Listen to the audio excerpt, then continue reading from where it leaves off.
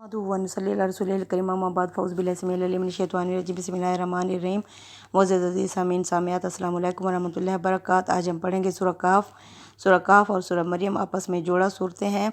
ये जोड़े एक तो मानवी लिहाज से यानी इनके अंदर जो मज़मून होता है वो एक ही तरह का होता है। तो ये तीसरे ग्रुप की सूरतें हैं। तीसरा ग्रुप यानी यहाँ से उन सूरतों का आगाज़ होता है जो मक्की ज़िंदगी के तीसरे दौर में नाजिल हुई हैं। मक्की ज़िंदगी को हमने 4 बड़े बड़े अदवार में तकसीम किया है।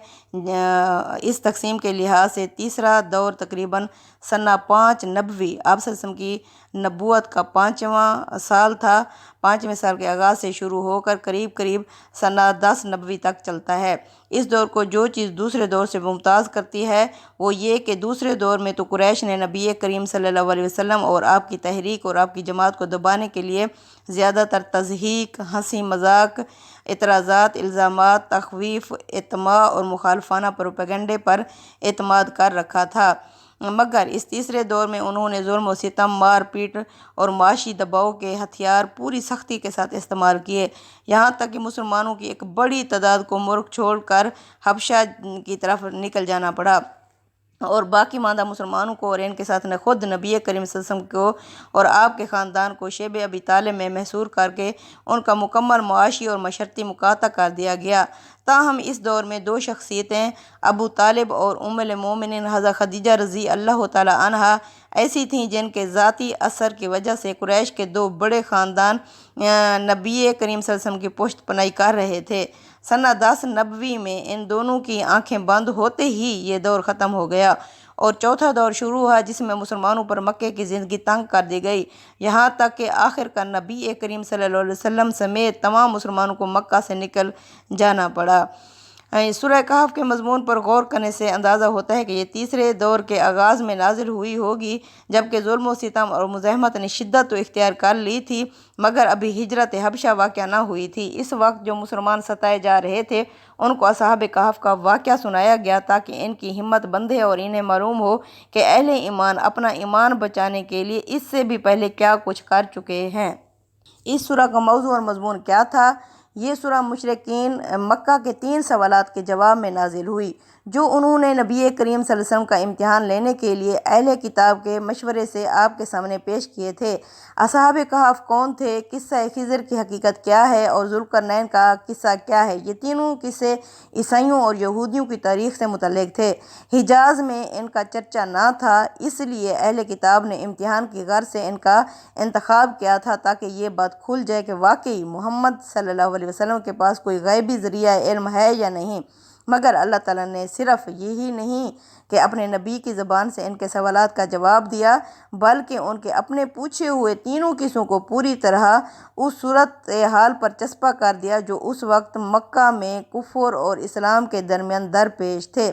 असहाब कहफ के मुतालिक बताया गया है कि उसी तौहीद के कायल थे जिसकी दावत ये कुरान पेश कर रहा है और उनका हाल मक्के के मुट्ठी भर मजलूम मुसलमानों के हाल से और इनकी कौम का रवैया कुफार कुरैश के रवैये से कुछ मुख्तलिफ ना था।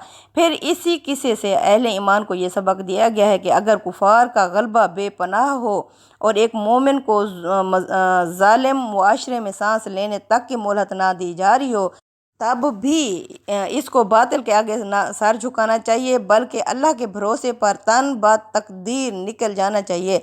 इसी सिलसिले में ज़िमनन कुफार मक्का को ये भी बताया गया कि असहाब कहफ का किस्सा अकीदा आखिरत की सेहत का एक सबूत है, यानी वो तौहीद परस्त थे और किस तरह अल्लाह ताला ने उनकी मदद की और अल्लाह ताला ने किस तरह उनकी हिफाजत की।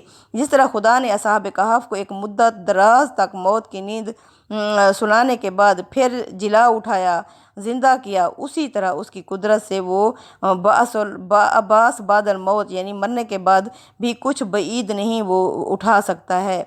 जैसे जिसे मानने से तुम इनकार कर रहे हो यानी जिस आखिरत का इनकार कर रहे हो अल्लाह ऐसे ही उठाएगा। असहाब कहफ के किस्से से रास्ता निकाल कर उस जुल्म व सितम और तहकीर और तजलील पर गुफ्तगू शुरू कर दी गई जो मक्के के सरदार और खाते पीते लोग अपनी बस्ती की छोटी सी नौ मुस्लिम जमात के साथ बरत रहे थे।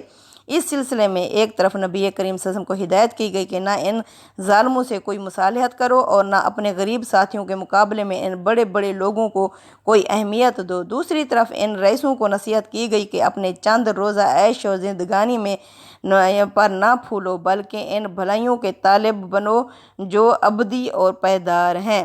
اسی سلسلہ کلام میں قصہ خضر موسیٰ کچھ اس انداز سے سنایا گیا کہ اس میں کفار کے سوالات کے جوابات بھی تھے اور مومنین کے لیے سامان تسلی بھی تھی۔ اس قصے میں دراصل جو سبق دیا گیا وہ یہ ہے کہ اللہ کی مشیت کا کارخانہ جن مصلحتوں پر چل رہا ہے وہ چونکہ تمہاری نظر سے پوشیدہ ہیں، اس لیے تم بات بات پر حیران ہوتے ہو کہ یہ کیوں ہوا، یہ کیا ہو گیا، یہ تو بڑا غضب ہو گیا۔ حالانکہ اگر پردہ اٹھا کر دکھایا جائے تو تمہیں خود معلوم ہو جائے کہ یہاں جو کچھ ہو رہا ہے ٹھیک ہو رہا ہے، اور بظاہر جس چیز میں برائی نظر آتی ہے آخر کار وہ بھی کسی نتیجہ خیر ہی کے لیے ہوتی ہے۔ یعنی اس سورہ میں جو کچھ ہوا ہے، ایک لڑکے کو قتل کر دیا گیا اور کشتی میں سوراخ کر دیا گیا اور دیوار جو گرنے والی تھی اسے اٹھا کھڑا کیا، یہ اللہ تعالیٰ نے بتایا کہ اللہ تعالیٰ کس طرح ہر ایک کو چیک کر رہا ہے اور کس طرح اللہ تعالیٰ یعنی اس کارخانہ کو چلا رہا ہے۔ یہ نہیں ہے کہ اللہ اس کائنات کو بنا کے سو گیا ہے، نہیں، اللہ تعالیٰ ہمیں کس طرح چیک کر رہا ہے اور کس طرح یعنی اللہ تعالیٰ حاضر اور ناظر ہر جگہ موجود ہے۔ یعنی یہ نہ سمجھو کہ اللہ غافل ہے، اللہ تمہیں دیکھ رہا ہے کافرو جو تم کر رہے ہو۔ اس کے بعد قصہ ذوالقرنین ارشاد ہوتا ہے اور اس میں پوچھنے والوں کو یہ سبق دیا جاتا ہے کہ تم تو اپنی اتنی ذرا سی سرداریوں پر پھول رہے ہو، حالانکہ ذوالقرنین اتنا بڑا فرما روا، ایسا زبردست فاتح اور اس قدر عظیم و شان ذرائع کا مالک ہو کر بھی اپنی حقیقت کو نہ بھولا تھا اور اپنے خالق کے آگے ہمیشہ سر تسلیم خم رکھتا تھا۔ نیز یہ کہ تم اپنی ذرا سی حویلیوں پر اور اپنی سرداریوں کی بہار کو لازوال سمجھے بیٹھے ہو، مگر وہ دنیا کی سب سے زیادہ مستحکم دیوار تحفظ بنا کر بھی سمجھتا تھا کہ اصل بھروسے کے لائق اللہ ہے۔ یعنی انہوں نے ایک بہت ہی مضبوط دیوار کھڑی کی تھی، لیکن انہوں نے کہا بھروسہ اللہ پر رکھو، نہ کہ یہ دیوار اللہ کی مرضی جب تک ہے یہ دیوار دشمنوں کو روکتی رہے گی اور جب اس کی مرضی کچھ اور ہوگی تو اس دیوار میں رخنوں اور شگافوں کے سوا کچھ نہ رہے گا۔ اس طرح کفار کے امتحانی سوالات کو انہی پر پوری طرح الٹ دینے کے بعد خاتمہ کلام پھر انہی باتوں کو دہرا دیا گیا ہے جو آغاز کلام میں ارشاد ہوئی ہیں، یعنی یہ کہ توحید آخرت سراسر حق ہے، تمہاری اپنی بھلائی اسی میں ہے کہ انہیں مانو اور اس کے مطابق اپنی اصلاح کرو اور خدا کے حضور اپنے آپ کو جواب دہ سمجھتے ہوئے دنیا میں زندگی بسر کرو۔ ایسا نہ کرو گے تو تمہاری اپنی زندگی خراب ہوگی اور تمہارا سب کچھ کیا کرایا غارت ہو جائے گا۔ یعنی کہ یہ دونوں صورتیں اپنے مضمون کے لحاظ سے جوڑا ہیں، دونوں کا موضوع انذار اور بشارت ہے، یعنی خبردار کرنا اور خوشخبری سنانا، جو پچھلی صورتوں سے چلا آ رہا ہے۔ پہلی سورہ کہف میں اس کے حقائق ان واقعات سے مبرہن کیے گئے ہیں جن کے بارے میں قریش مکہ نے اہل کتاب خاص طور پر نصارہ کے القاء کیے ہوئے سوالات نبی کریم صلی اللہ علیہ وسلم کے امتحان کی غرض سے آپ کے سامنے پیش کیے۔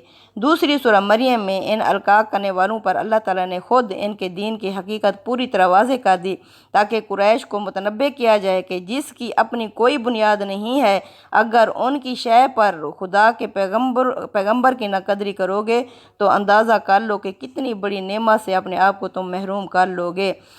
دونوں صورتوں میں خطاب قریش سے ہے اور ان کے مضمون سے واضح ہے کہ ام القری مکہ میں یہ رسول اللہ صلی اللہ علیہ وسلم کی دعوت کے مرحلہ اتمام حجت میں اس وقت نازل ہوئی ہیں جب ہجرت کا مرحلہ قریب آ گیا ہے۔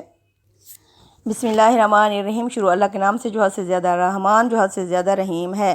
الحمدللہ الذی، تمام شکر، تمام ثنا، تمام تعریفیں اس ذات کے لیے ہیں۔ الذی انزل علی عبدہ الکتاب، وہ جس نے نازل کی اپنے بندے محمد صلی اللہ علیہ وسلم پر کتاب، قرآن حکیم، ولم یجعل لہ عوجا، اس میں کسی قسم کی کجی ٹیڑھ نہیں رکھا۔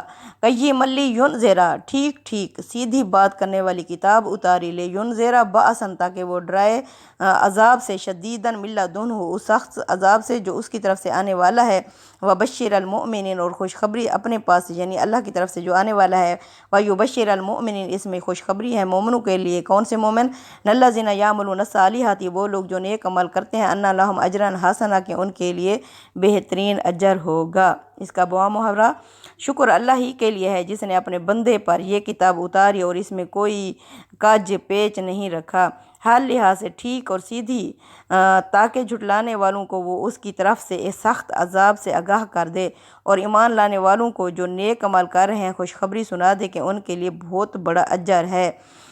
ماکثین فیہ ابدا وہ اس جنت میں ہمیشہ رہیں گے۔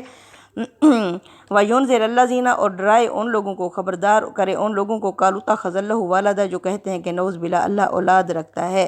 اب یہ کیا تھے؟ عیسائی کہتے تھے کہ نعوذ باللہ اللہ اولاد رکھتا ہے۔ عیسائیوں نے حضرت عیسیٰ علیہ السلام کو اللہ کا بیٹا بنا لیا تھا، تو یہ کہتے تھے کہ نعوذ باللہ اللہ اولاد رکھتا ہے۔ ما لہم بہ من علم انہیں اس بات کا کچھ بھی علم نہیں ہے، یعنی جو اللہ کی اولاد ٹھہراتے ہیں انہیں اس بات کا کچھ بھی علم نہیں ہے۔ ولا لآبائہم نہ ان کے آباء و اجداد کو علم ہے۔ کبرت کلمات تخرج بہت ہی بڑی بات ہے یہ جو نکالتے ہیں من افواہم اپنے منہوں سے، ان یقولون الا کاذبا یہ صرف جھوٹ بکتے ہیں کہ نعوذ باللہ اللہ اولاد رکھتا ہے، یعنی یہ جو نصارہ ہیں یہ اللہ کی اولاد ٹھہراتے ہیں، یہ منہ سے بہت بڑی بکواس کرتے ہیں۔ فلا اللہ کا باقی نفسہ کا محمد صلی اللہ علیہ وسلم شاید آپ اپنی جان ہی گھلا دیں ان الاثارہم ان کے پیچھے اس غم میں، علم یؤمنوا بہذا الحدیث آسفا کہ یہ اس قرآن پر ایمان کیوں نہیں لاتے کہ مارے شاید آپ اپنی جان ہی گھلا دیں گے۔ جعلنا بے شک ہم نے بنایا ما علی الارض زینۃ اللہ جو کچھ زمین پر ہے اس کی بناوٹ آرائش نمائش کس لیے، لنبلوہم تاکہ ہم انہیں جانچیں، ان کا امتحان لیں، ایہم احسن عملا کہ ان میں سے کون ہے جو اچھے عمل کر کے آتا ہے۔ یعنی اللہ تعالیٰ فرماتے ہیں یہ جو میں نے انہیں زمین کی ٹھاٹھ باٹھ دی ہے، جو زمین میں نے آرائش نمائش رکھی ہے اور جو اس میں کشش رکھی ہے، یہ اس لیے کہ تاکہ آزمائیں کہ ان میں سے کون ہے جو اچھے عمل کر کے آتا ہے۔ یہ اس عارضی سرداری پر خوش ہو رہے ہیں، یہ ساری زمین پر جو کچھ ہے وَإِنَّا لَجَاعِلُونَ مَا عَلَيْهَا صَعِيدًا جُرُزًا ہم بنا دیں گے جو کچھ اس زمین کے پیٹ پر ہے اسے چٹیل میدان، یعنی اس کے اوپر اترا رہے ہو یہ تو سب کچھ ایک دن ختم ہو جانے والا ہے، یہ ہم ختم کر کے رہیں گے اور اس کو ایک چٹیل میدان بنا چھوڑیں گے۔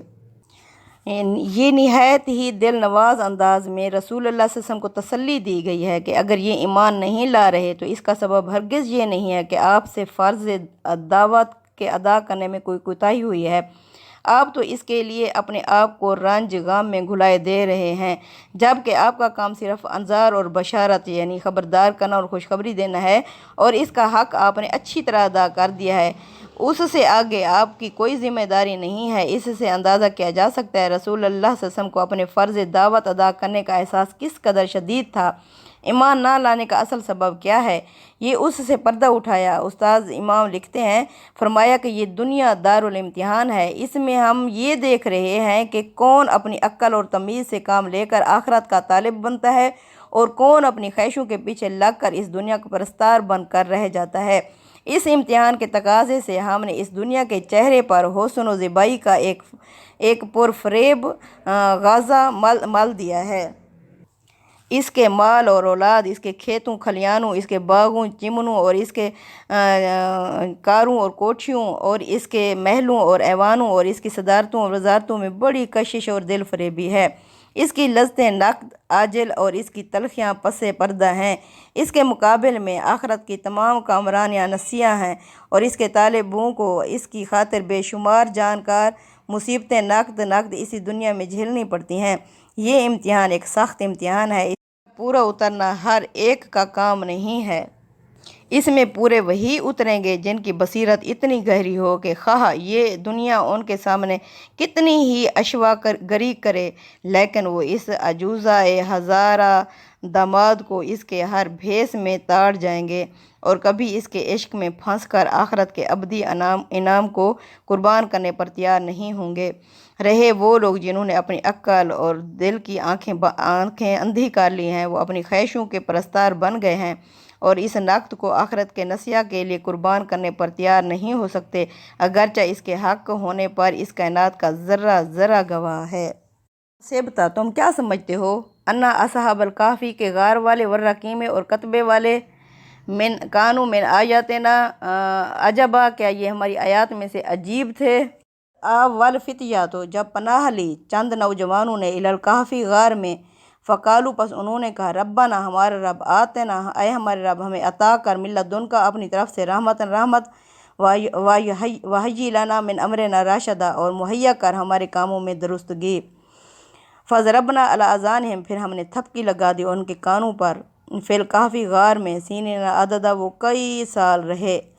ثم بعثناہم پھر ہم نے انہیں اٹھا کھڑا کیا، لنعلم تاکہ ہم جانیں، ایھا الحزبین کہ ان دونوں گروہوں میں سے، احصیٰ لما لبثوا امدا کہ وہ شمار کریں کہ وہ کتنی دیر اس طرح رہے، یعنی سوئے رہے۔ یہ لوگ اگر وہی ہیں جو مسیحی تاریخ میں 7 سونے والے یعنی 7 سلیپرز کہے جاتے ہیں، تو یہ شہر افیسس کا قصہ ہے جو ترکی کے مغربی ساحل پر واقع زمانہ قدیم کا ایک مشہور شہر تھا۔ اس کے عظیم کھنڈر آج بھی وہاں دیکھ لیے جا سکتے ہیں۔ یہ شہر بت پرستی کا ایک بہت بڑا مرکز تھا۔ یہاں چاندی دیوی کی پرستش ہوتی تھی جسے ڈائنا کے نام سے موسوم کیا جاتا ہے۔ یہ اسی کا عظیم و شان مندر تھا جو زمانہ قدیم کے عجائبات عالم میں شمار کیا جاتا تھا۔ اس علاقے میں اس وقت قیصر ڈیسیسس کی حکومت تھی جو 249 سے 251 تک سلطنت روما کا کار فرما روا ہے۔ مسیح علیہ السلام کے پیرو اسی کے لگ بھگ زمانے میں اپنی دعوت لے کر یہاں پہنچے۔ رومی حکمران خود بھی بت پرست تھا، وہ تو مذہب توحید کے اشاعت کو برداشت نہیں کر سکا، چنانچہ جو لوگ ایمان لائے وہ بالعموم ظلم و ستم کا نشانہ بن گئے۔ جن نوجوانوں کا یہ قصہ ہے وہ شہر کے اعلیٰ گھرانوں سے تعلق رکھتے تھے اور غالباً 250 میں کسی وقت ایمان لا کر اس دعوت کے مبلغ بن گئے۔ انہوں نے یہ دعوت اس زور کے ساتھ اور اعلانیہ پیش کی کہ پورا ماحول ان کے خلاف اٹھ کھڑا ہوا اور خطرہ پیدا ہوا کہ انہیں سنگسار نہ کر دیا جائے۔ اس پر وہ لوگ شہر سے بالکل باہر نکل کر ایک غار میں پناہ گیر ہو گئے۔ عربی زبان میں کہف یا کہف وسیع غار کو کہتے ہیں۔ انہیں اسی بنا پر اصحاب الکہف یا کہف کہا گیا ہے۔ عرب کے اہل کتاب انہیں اصحاب الرقیم بھی کہتے تھے۔ رقیم کو مرقوم یعنی لکھی ہوئی چیز کے معنی میں لے کر بعض اہل علم نے اسے اصحاب کہف کا غار کا کتبہ اور بعض نے سیسے کی وہ لوح یا تختی مراد لی ہے جس پر ان کے نام اور حالات بادشاہ کے حکم سے لکھ کر شاہی خزانے میں رکھے گئے تھے، لیکن لوحے یا تختی یا کتبے کے لیے اس لفظ کا استعمال عربی زبان میں معروف نہیں ہے۔ اس وجہ سے ہمارے نزدیک راجح قول یہی ہے جو یہ کہتے ہیں کہ رقیم اس عمارت کا نام ہے جو اصحاب کہف کی یادگار میں ان کے غار پر بنائی گئی تھی اور جس کا ذکر قرآن میں آگے آ رہا ہے۔ یعنی اللہ کہتے ہیں کہ کیا تم سمجھتے ہو یہ ہماری نشانیوں میں سے کوئی عجیب نشانی تھی؟ یعنی یہ خطاب عام ہے۔ وحد کے صیغے سے خطاب کا یہ اسلوب اس وقت اختیار کیا جاتا ہے جب مخاطبین کے ایک ایک شخص کو فرداً خطاب کرنا پیش نظر ہوتا ہے۔ آیات سے واضح ہے کہ قریش کو یہ قصہ اہل کتاب سے سن کر سخت تعجب ہوا اور غالباً انہی کے ایما پر انہوں نے نبی کریم صلی اللہ علیہ وسلم کے امتحان کی غرض سے اسے آپ کے سامنے پیش کر دیا کہ دیکھیں آپ اس کے بارے میں کیا کہتے ہیں۔ آگے آیات نمبر 22 اور 24 میں اشارہ ہے کہ یہ قصہ ان کے سوال کے جواب میں سنایا گیا، تاہم قرآن نے اسے افسانوں کے حجاب سے نکال کر اس کی اصل صورت میں اس طرح سنایا کہ سورہ کے مضمون سے پوری طرح ہم آہنگ ہو کر یہ اس انذار اور بشارت کا نہایت مؤثر ذریعہ بن گیا۔ مدعا یہ ہے کہ تم ان غار والوں کی سرگزشت کو، قصے کو، واقعے کو بہت عجیب سمجھتے ہو۔ خدا نے جو نشانیاں اپنے دین کے علم برداروں کی حفاظت کے لیے ظاہر کی ہیں یہ بھی انہی میں سے ایک نشانی ہے۔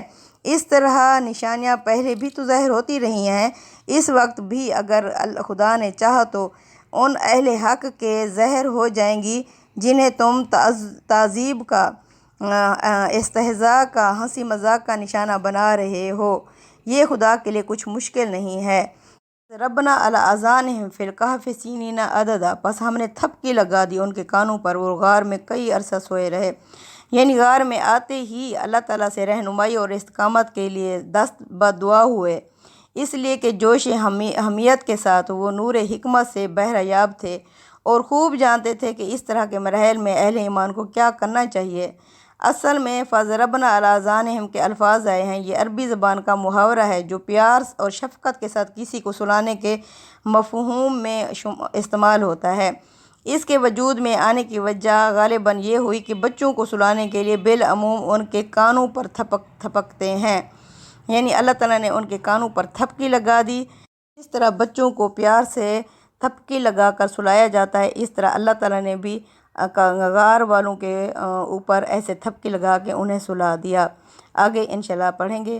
ربنا تقبل منا انک انت السمیع العلیم وتب علینا انک انت التواب الرحیم۔ صلی اللہ تعالیٰ علی خیر خلقہ محمد وعلی آلہ وصحبہ اجمعین، آمین یا رب العالمین۔